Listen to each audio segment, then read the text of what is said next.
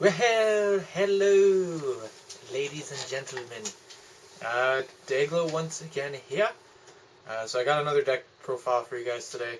I feel like we've been really slacking on that, so um, here to solve that problem.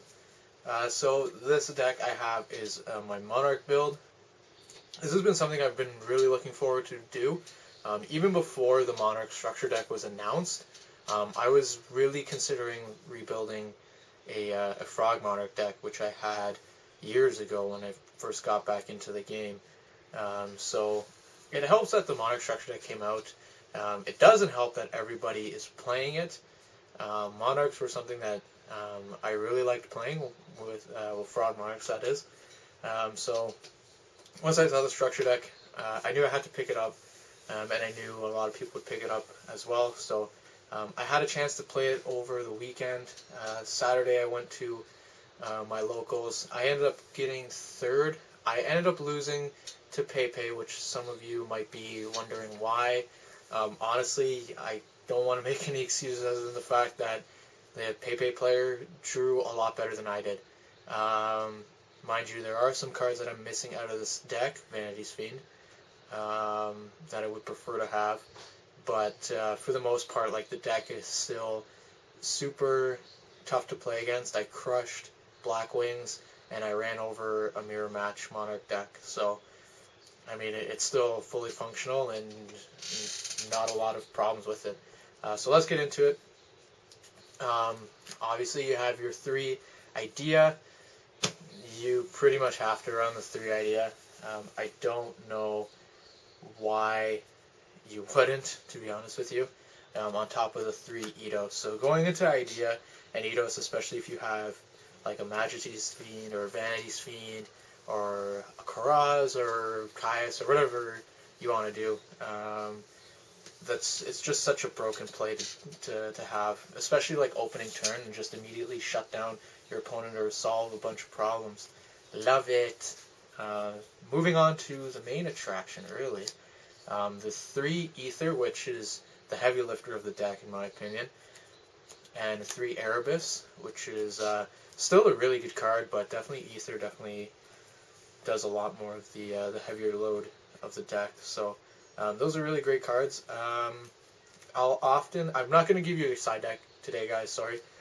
It's just because I don't really have one. I did play like a 6 or 7 card side deck, mainly because I just threw it together the night before going to locals, and I just kind of had extra cards that I considered putting in the deck, but I used it for a side. I did side some in. And 2 of the cards that I did, as I did end up siding out an Erebus and an Aether, just mainly because of the fact that sometimes you don't need 3 in the deck. But they do definitely help, especially if you can use them as much as you possibly can. They help out a lot. Then moving on to the Mega Monarch, so I play the 1 Mega Caius that didn't see any play, not because it's bad, simply because I had better options, like Mega Thestalos.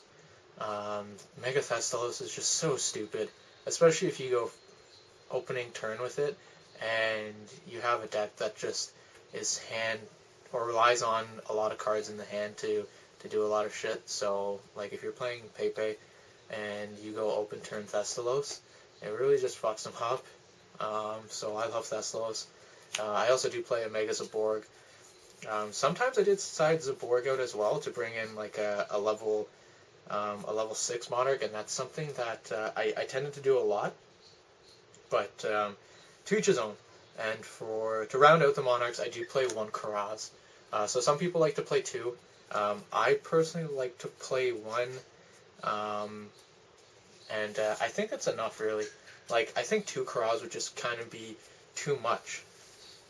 But again, that's my opinion. I mean, I think the thing with Monarchs is you can do so much, so there's really no wrong answers, unless in gameplay. And then I do play 2 Majesty's Fiend, though. Majesty's Fiend came in super clutch, especially against Black Wings. I had the field spell out. I had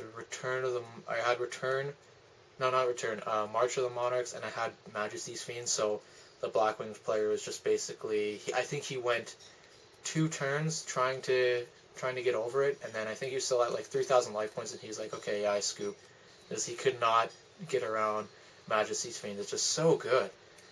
So yeah, it's super great. Love me some Majesty's Fiend.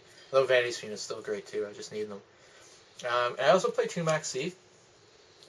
So this was a card that I think I sided out I did side it out once, and I sided out for two Veilers.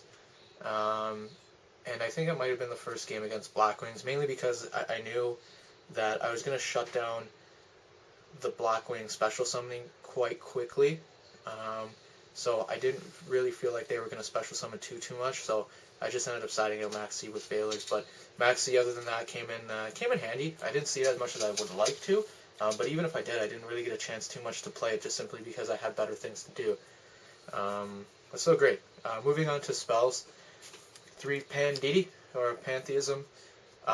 Super broken. It's just such a stupid card. The fact that you can use its first effect and immediately use its graveyard effect is just ridiculous. I think if there's going to be one card that definitely gets hit in this deck, it's going to be Pantheism. It'll probably go down to 1. And quite frankly, it deserves to. It's just super good. I mean, it solves a lot of problems, and it's great. I don't even think I need to explain it anymore. I also play triple Stormforth. Stormforth comes in handy a lot. I used it quite often with tributing my opponent's monsters, especially if I were to do the Idea Eidos combination, then have an Aether or an Erebus in hand, and they had a monster. You can just use Stormforth, use their monster as one of the tribute mechanics, or the tribute fodder, and your Eidos, and then you bring out your Mega Monarch, so at least that way you can kind of make them question themselves by not only getting hit directly with an Erebus or an Aether, but also getting hit directly with an Idea. So it kills them a little inside, and I enjoy that. It's sweet.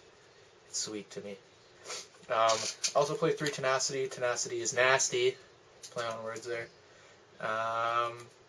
Tenacity is great. I mean, especially if you banish your Pantheism and use its effect and just be a total dick and go, okay, triple Tenacity. It's just, it's a bitch move, but I mean, sometimes you just do that, and even if you go 2 Tenacity and then the one card that you're just going to pulling Tenacity out with anyways, they'll never pick Tenacity. They never will, and if they do, it's the bad move for them to do. I also play 1 Return, 1 March. I don't think you need anything more than that. They tend to, opposing players will tend to get rid of March over really anything else you have, especially if you do the combination of having Domain, March, and Majesty's Fiend, just because of the fact that they have to get rid of March to do anything else. So it's great to get out and to utilize, but I think 2 would just be a little too cloggy. So this was a little mistake on my end with building the deck. I have 2 Domain. The reason why I'm not playing 3 is I actually forgot my 3rd Domain back at my house, which is quite a while away, and I could not go back and get it. So I played 2 Domain with 1 Terraforming, and you know what? It worked out perfectly fine. Like, I didn't even... it's not like I had a lack of domains, and actually I think I'll try it out with the 3rd Domain, obviously, but because the domain is searchable, but I didn't mind it. It actually worked out perfectly okay, so no complaints there. But I know that was totally a scrub move on my end, but hey, that's what this channel is all about, right? And then I played 1 Rhoda, obviously, for Idea, and I also played 2 Twin Twisters. Generally with Monarchs, I mean, you can discard, you can benefit off of it, especially if you know that you're playing a Pepe player and they have a scale up that you have to get rid of. You can Twin Twister and ditch like a Pantheism if you have to, and then use Pantheism's effect. So it's not a horrible card to have. It's just one of those cards that may stay in your hand a little longer than you'd like it, simply because of the fact that you have to discard discard a card from your hand, and generally you don't really want to be discarding too much, but obviously if you have like duplicates of Stormforth in your hand, you can definitely do that.